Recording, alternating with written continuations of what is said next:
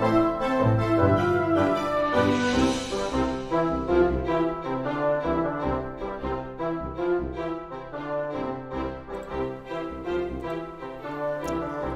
right. Well, here we are. It's Tuesday morning, almost 10:30. I had some technical difficulties that kept me from being able to go live at 10. I was so close to being ready. I thought I was doing great this morning, and then suddenly it was 10 o'clock. Hold on, William. So, I'm drinking some coffee from my pastor mug today, because I wanted to talk for a moment as a pastor. William Wilberforce is with me. And we had, so on about a week ago, we got well, let me back up. Last summer we were in Indianapolis. We were in Indiana at my Uncle Henry's farm, the old home place where my grandparents had been there for years, and so now my Uncle Henry is taking it over. Well, he had a bunch of heirloom tomatoes that he had, among other things, but he gave us some heirloom tomatoes that we brought home with us, and Stacy saved the seeds. And so last week, she was telling me I need to figure out how to start these tomatoes because I have these heirloom seeds and I don't know how I'm going to start them. And so on Sunday at church, after church, I had a surprise visitor, and so there was somebody brought me from my friend Wayne in Illinois. He sent a package along, and it was this. It's a tomato starting plant, a tomato starting set. And so it has all the things, including some of the instructions on how to go ahead and start these. So this was exactly what Stacy was asking about. And then we got it. So, William, is this a cookie? No? Is it yummy or yucky? Is yucky. Yeah, on a Sunday afternoon, while we were working in the kitchen, William worked very hard and opened the package and got the plastic out and finally got one of these cookies out. And he comes over to me with it. And did you try to eat it? Yeah, William tried to take a bite. He went, it was yucky. So he worked so hard to get the plastic off the cookies, all the cookies, only to discover that they weren't really cookies. Is that what happened? Yeah, you thought you were going to get cookies, and then it was not cookies. I'm sorry, buddy. But there will be real cookies when Mommy bakes with all of her. She just got a new shipment of wheat in, and so she'll be making some more baked goods today. I think bread is first on the list. So that was part of that's something that happened this week.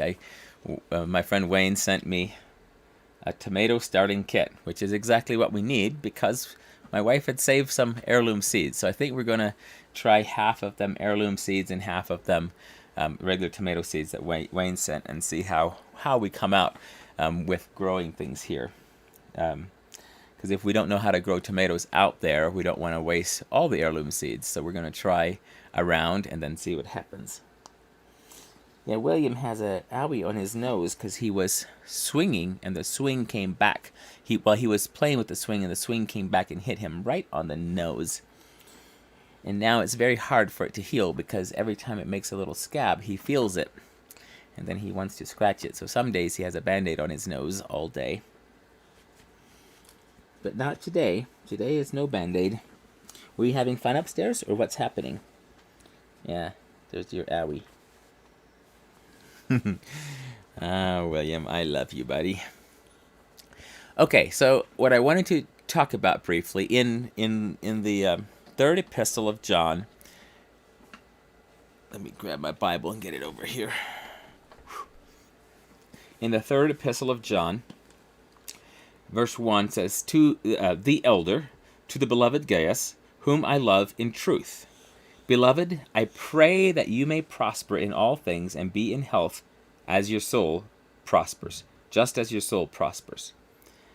For I rejoiced greatly when brethren came and testified of the truth that is in you, just as you walk in the truth. I have no greater joy than to hear that my children walk in truth. So there's a lot of neat phrases there that we use, like the no greater joy than knowing that my children walk in truth. But the idea that he's asking for him to prosper as his soul prospers. And so when I read that the first time years ago, I had this kind of quick question of how is my soul prospering? And that's the question I'm wanting to ask today is like, how does your soul prosper? How are you doing? Because when I think of my soul, that's more than just my spirit. That's more than just my finances. That's more than my emotions. That's more than just relationships, my mental health, or any of that. It's all of it. Do you want to go back upstairs with Mommy? Are you good here? You want to taste the coffee? Let me see if it's hot. It's kind of hot. Take a sip. Woo!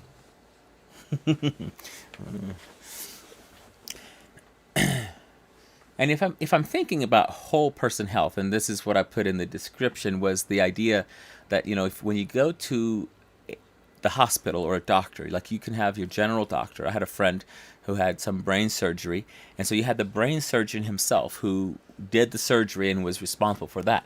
But there was a general doctor that was in charge of everything about the surgery and everything. In fact, he had the authority to say, we need a different brain surgeon. And so this is the kind of doctor that then looks at the whole person and is looking at everything that's going on and says, this is what we need to do. Whereas a specialist might only look at one thing. Now, in the church, there are times when, as pastors, we become pretty much a specialist, where we're only thinking about one thing. And so any time that we only focus on one thing, somebody has to be focusing on the other pieces, or we will come out of balance. So like for health, if you're only focusing on one thing, if you're like, I've got to be able to run this fast and win these races, and that is all you care about, and you just start working so hard to win, you're going to lose. Something else is going to suffer. And in the whole person, as a pastor, I am concerned about the whole person. So not just about the whole physical body, but the whole person. Are you needing your night-night? Why don't you run upstairs and get your night-night, and then you can come lie on the couch, because you're getting so tired. So go get your night-night. It's in your bed. All right, he's going to go get his night-night and see if he can rest a little. So where was I? I was talking about the health of the whole person, and that my understanding of being a pastor has been that I am concerned. I'm not a doctor. I'm not a lawyer. I'm not a financial advisor. I'm not a mental health expert. I'm not necessarily a counselor on any specific things. I'm not a matchmaker. There's many things I'm not, okay? But there is one thing that I'm concerned about, and that is that the whole person, all of you, is healthy. And I remember when I was in my mid-20s, I had a time in my life where I had life purpose. I was on mission.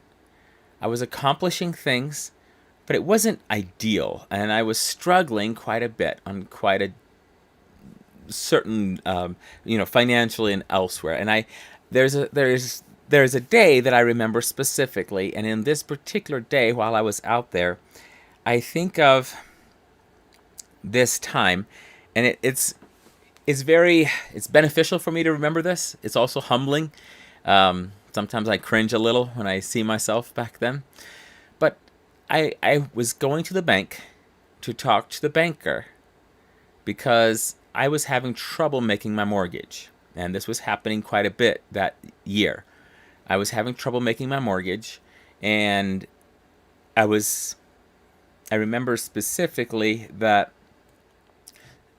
as I was working on the mortgage and other things, that I was just struggling with general malaise and discouragement. I said mid-20s. I'm thinking this would have been around 2006, 2007-ish. And I was still quite involved with a lot of things, but I was struggling. And part of what I was struggling was, like, for instance, the idea of marriage. I had always, from the time I was quite young, I had thought, I'm going to get married.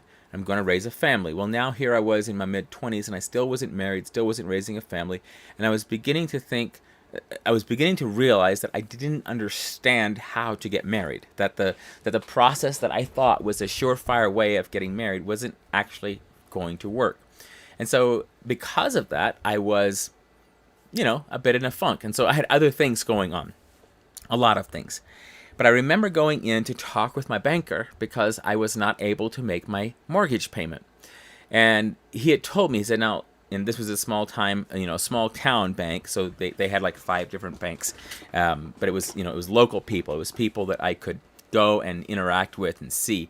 And so as I was going there and interacting with the banker, I knew that he wanted me to come talk to him if I couldn't make payments. And so here I couldn't make payments that time. So I was going to come and chat with him. And he was he had been on the campaign during the Gulf War, I believe, or maybe later. But at some point in his life, he'd been in Iraq. He had been in the military. Now he was retired from that, and he was at the bank, and he was the small town banker. I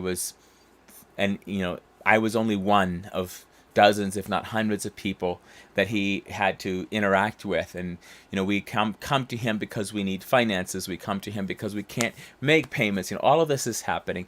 And so while I'm chatting with him and letting him know what my plan is and how I'm going to catch back up again, and how I'm behind. And I was like, I think if I make a payment, every week for a while and pay as much as I can, I'm still going to be behind at the end of next month, but then I should be able to pull out of it at that time. And he said, well, just whatever it takes, just keep letting me know. Don't stop talking to me. And so every week when I would bring in the payment and would come by the bank, I would just go in and say, hey, here's how it's going. Here's what I'm doing. And he took a genuine interest. We're a community. He took a genuine interest in my life and what my goals were and what I was doing. And so one time he was asking me, I was explaining to him what I was doing with the Gospel Chalk Art Ministry, where I was doing the chalk drawings and I was sharing the gospel message with people. And he asked a question, and then we had a little bit of a conversation, and I don't remember all of it, but I remember going home and thinking. So here was the idea. In a banking world, in the professional world, they care about their whole person as well. They want their employees, they need their employees to function. And so if there's training and things that they can provide, at least for this company, they cared for their employees. And so if there's training they can provide to help their employees and all of their different people working for them to function at a good level, that helps the company, right? And so he was discussing the fact that they would have speakers come in and share with their employees to encourage them, to help them look at life. And we had this discussion, and I was asking him, and we were discussing it. Basically, is there something that I could share with them that would be useful and encouraging for them? And here is the thought process, and I don't think this is quite the trail we went. I never did it, by the way. I never spoke at the bank. I did other things, and I knew quite a few of my, the clerks and other people at the bank, and knew them outside and at churches and other places. But here's what struck me, is what I really passionately wanted to talk about was life purpose and life direction. But when I was honest with myself, that was the very thing that I lacked, that I didn't have. And it was hurting me. It was hurting my financial ability. And then later, I remember when there was relationship issues because of this, and then there was depression because of that. And I just remember, there was a series of years there where I was not at the top of my game. I was really struggling, and I was trying, and I couldn't. There were many things that I couldn't understand. And around the time I was turning 29, from 28 to 29, I began to clearly come into focus a whole bunch of things. And it helped me so much. To this day, I'm being impacted by the things I learned during during those years. And these are things that if I could have learned them earlier, that would have been awesome. But I keep thinking about me at that age, 27 something. I was struggling to make a home mortgage payment that was actually quite small. And then I was trying to figure out how I could go into that same bank or the system of banks and talk to all of these bankers and their employees and everyone else, and how could I encourage them on how to pursue success in life. But I couldn't even make my own payment. And it was so bizarre in thinking about it, but since then I've really noticed this. If you have someone who has gone through something, they will often, in the middle of it, while they're still suffering, start thinking about how can I help other people. And so I think this is a good way that God uses our pain. Is if we have some sort of pain, then He stirs in us, how can I help other people? It's a good thing, but it also makes it kind of funny, because you'll have someone who is lacking life purpose, like myself, lacking success, like myself, lacking the ability to financially make it, like I was, wanting to talk to other people about life purpose and financial success and life success and all of these things, and I'm not in a position to do so. But I'm thinking, if I could just do this, if I could get paid to tell other people how to do this, then I would also be successful. That's what I'm thinking, okay? So don't judge me too harshly. I think if you're honest and you look around, you might recognize yourself at some point in your life having been at this place where you weren't ready, you still needed the help, but you really wanted to help someone else, right? And in the process of helping others, you thought that would maybe help you. And in some instances, this is the absolute best way to help yourself, is to help other people. So I'm not mocking that idea. I'm just saying there's a real sense in which sometimes when we're at our weakest is when we first look at other people. Like I remember the first Christmas after there was a relationship that had separated in my life, and I was quite depressed, and I went into the bank, and when I walked in, there was Phyllis behind the counter, and it just hit me that this is her first Christmas without her son, who had died. And I had never thought of that. But because I was now looking at Christmas without the relationship, well, she had Christmas without a relationship. And because of my own pain, my eyes were open to see other people's pain.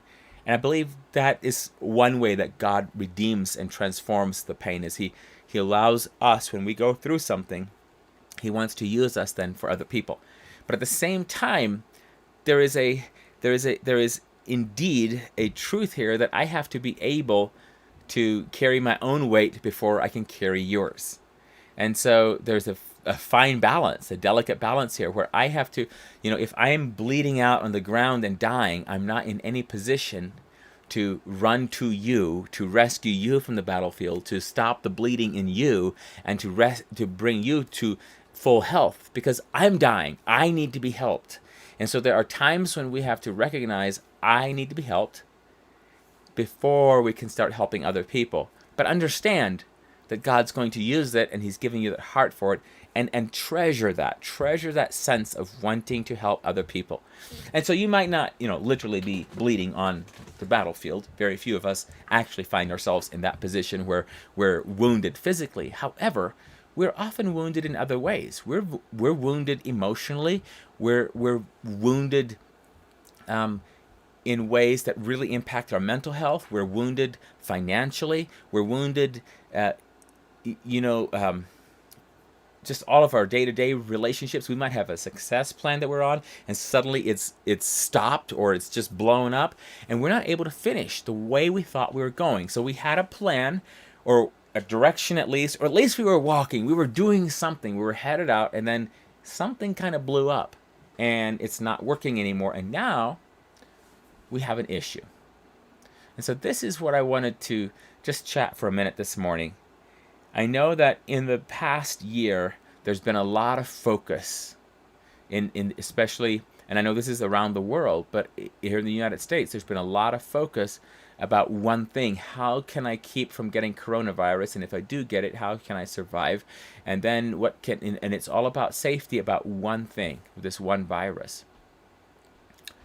And as a general, if I was a general doctor, I would be like, hold on, I want to make sure that the whole person stays healthy, so that if something else shows up, if there's another virus that is sent out released on the public, or if there's any other sickness or disease coming along, I want to make sure that my patients are able to withstand and to be able to be strong and to bounce back from the other attacks. And, this was interesting. I am not a doctor, and so whenever I read medical things, like there's a certain amount of information that I take in and I understand it somewhat technically, and then there's more of it where I'm just like, okay, so in general what you're saying is, so this is one of those scenarios. I read this. This was a doctor explaining how when you develop a vaccine and you're trying to inoculate someone, what it is you're trying to do.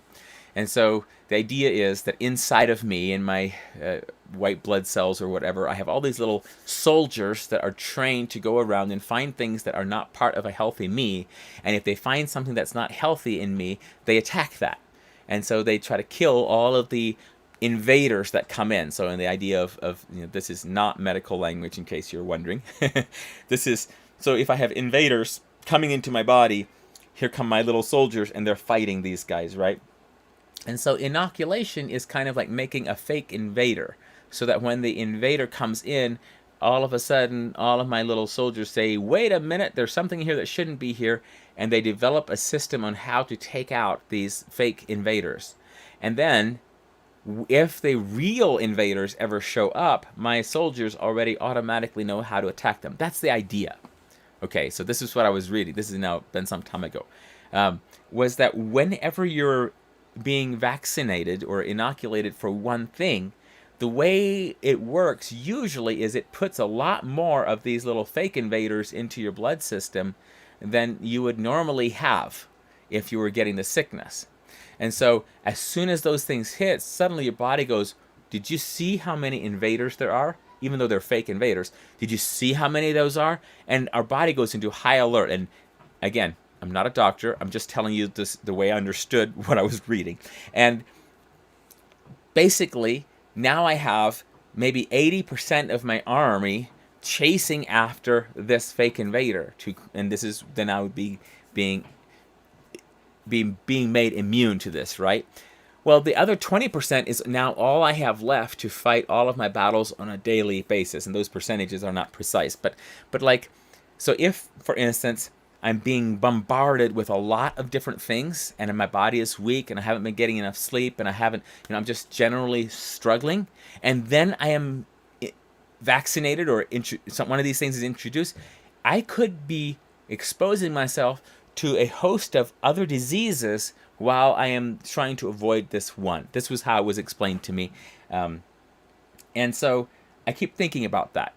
As a whole person, not just medically now, but as a whole person, there are times when someone will come along to you and say, well, you need to do this financially. And you look at it and say, oh, you're right. I've got to be financially fit. I've got to make this much money. I have to put it in the bank. I have to take care of all of these things.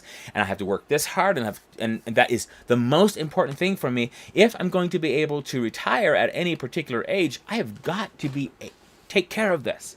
And so we begin focusing on the financial, and we're focusing. Now you're not getting enough sleep. We're not eating properly, but I'm getting financially fit.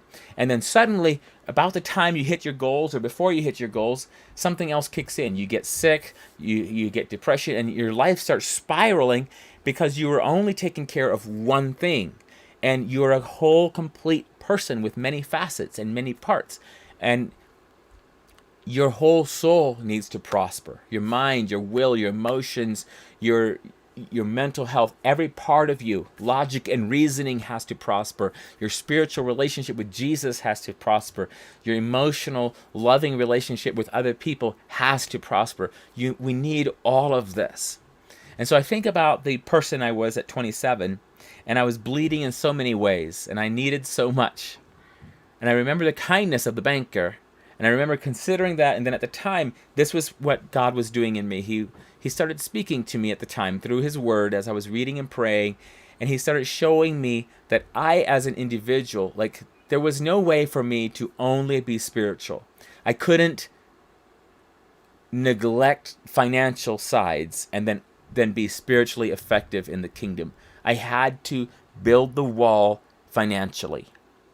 I had to take responsibility for the financial side. I couldn't just do well with interpersonal relationships. I had to make sure that I was also had a good relationship with God, and that I was financially okay, and physically. I needed my physical health. And so there were all of these aspects. And so, to this day, there are times when I have to stop and take stock and say, okay, so how am I doing?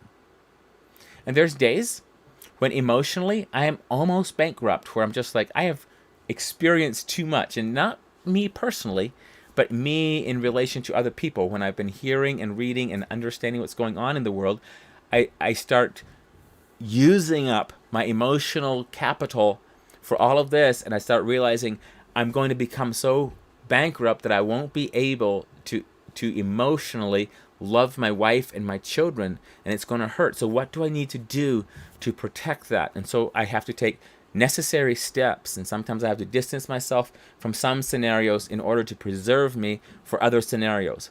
But the point is, I'm trying to be fully healthy. So I look at finances, I'm like, okay, I need to be able to do this. And so one of the biggest things about finances is I can always find good causes. I can always find even opportunities for investment or stuff. I'm like, oh, let's do this with our money. But I have to reserve a certain amount and say, this is for me to take care of my family, because that's important. That's an important part of my well-being. And so as a pastor, I can't just say, well, I'm just going to go meditate on the Word of God, which is awesome and necessary, but it's one part. So for me personally, I have to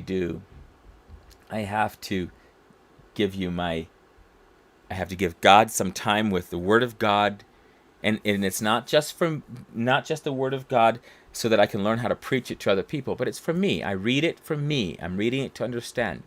I personally, in order to be fully healthy, I need to spend some time in the sunshine. I need to spend some time out and about. So like on Saturday, I got to go with the Trail Life troop here, and I took my boys on a hike, and we went out sledding, and we were up sledding on a glacier, and it was really awesome. It was a long day, a hike in the snow, and sledding in the snow, and then another hike and a drive. It was awesome. I loved it. I should have queued up some videos, and I don't think I have time left right now to go see if I can grab them, but it was really good. And what I've discovered since my mid-20s, when there was a season where I just wanted to do ministry. That was all I wanted to do, and it used to frustrate me so much when I couldn't do ministry. And then I've had other seasons where I'm like, can I just make movies and not do anything else? Why do I have to? But I have to take care of all the areas. And so if you think of yourself as an old-fashioned medieval walled city, and you might come to your one favorite wall, and I don't know what it might be for you. You might have, some of you, logic and reasoning, you're the sharpest that you've ever been right there, and that is your big wall. It's beautifully well maintained, and you take care of it. Maybe for you, it's an emotional relationships with other people. Maybe it's your spiritual relationship with God. That's what I was trying to do, was have my spiritual relationship with God and my outreach to other people. Those were the two sections of the wall I cared about the most. But then if you come around, so if you think of yourself as a medieval city around your castle, so there you are, you have your loved ones, the things that you are responsible for, everything in your jurisdiction, and you have all of these segments of the wall. And if your mental health, or your logic and reasoning, or your spiritual health, or your emotional health, or your financial health, if any one of these areas is broken down, it gives access to the enemy to make havoc in all the areas.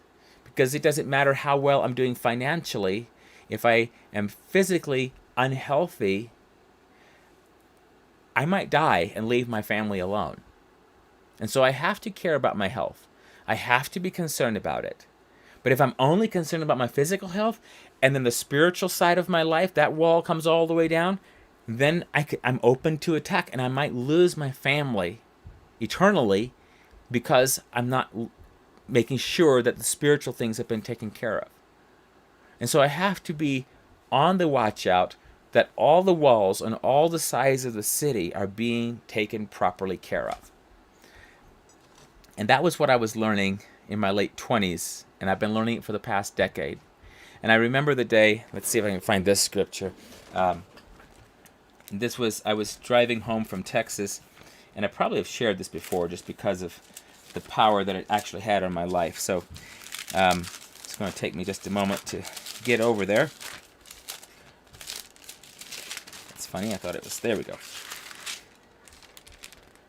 So this is in 1 Thessalonians chapter 4, and it says, but concerning brotherly love, to 1 Thessalonians 4:9, concerning brotherly love, you have no need that I should write to you, for you yourselves are taught by God to love one another. And indeed you do so toward all the brethren who are in all Macedonia.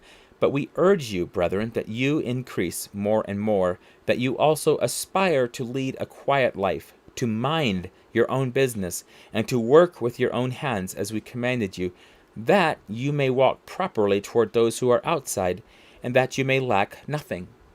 And I remember reading that, and see, I had spent years hoping that if I just focus on the spiritual side, that someone else would come along and take care of the financial side or whatever. But I've come to a point in my life where, because I love God, because I love Stacy, because I love my boys, because I love the church, and I love you guys, my friends, I have to mind my own business. I have to make sure that I am doing everything that I can. Now, I understand there could be catastrophic events. I could lose everything. My health could just be gone. You know, a heart attack can take someone just like that. But there are things that I can do. And so I want to make sure that I'm being responsible with what has been given to me. And so, for instance, I know that I feel the best when I'm about 185-ish pounds. Right now, I'm a little bit more than that. I feel really good right now. And so I want to make sure that I feel great in my weight. Like back 10 years ago, there was a summer where we worked so hard when we were making Indescribable, and I had gone all the way down to 165 pounds, and I had a bunch of friends. I had one set of friends in particular who came to me and were like, are you okay? Are you healthy? And I'm like, why? And they said, you've lost so much weight. Your clothes are just hanging off of you. You look ill. And I knew that I was feeling the effects of it. I don't feel as good at 165 as I do at, like, say, 175 or 180. There's something like every temperature change was hitting me where, like, sweaters and coats were necessary all the time, and I wasn't feeling as good at that temperature as I was just a little bit more. I don't know what it was. There's probably other things involved, but I need to be aware and not to allow my weight to go up or down out of control. So I don't want to be obsessed one way. I want to be balanced in the middle. Financially, I don't have to be super rich, but I don't want to be super poor. I want to take the things that God has given me and to be diligent using those. And so right now we're making some decisions as we're trying to buy an RV, and we have some other big financial things, and we're having to decide how much goes toward an RV, how much goes towards this, and we're not going to go in debt for it. We don't want to make payments on a vehicle, not even an RV. We want to always pay cash if we possibly can. The only thing I'm willing to borrow on is on a property, and so that is something we're looking at, is some of the property situations, and maybe just an investment property. But so I'm looking at all of these things right now, and I can become so busy with them that I can neglect my own relationship with Christ, or my own relationship with Stacy, or my own relationship with my boys. And every one of those is one of the walls that goes around my castle, and I have to make sure that all the walls are functioning well. Or the enemy will just, I might put on the biggest, best front over here and say, look at me, I've got this. And all the while, behind me, there's a wall that's completely broken down, and the enemy just walks in. I don't want that. I want whole person health for me, for you. So that's my encouragement. Take some inventory, see where you are. Where's the wall broken down? Don't neglect any of the walls, but look at all of them. And what I love about this is that when I get traction in one area, it translates over to traction in all the other areas. And so if I'm faithful in my interaction with God, that can help me in my interaction with Stacy. That can help me in my interaction, which then helps me with my interaction with the world and with finances and my own health and all of the things. They're all interconnected. We are complex human beings designed by a creator for a purpose. He has a purpose for us. Let's fulfill that purpose. But let's protect the walls and keep building them and make sure that we're not just concerned about our physical health, but that we're concerned about all of our health. So until next time, blessings. Love you guys. Thank you for listening. I really, really do appreciate it. See you next time. Blessings.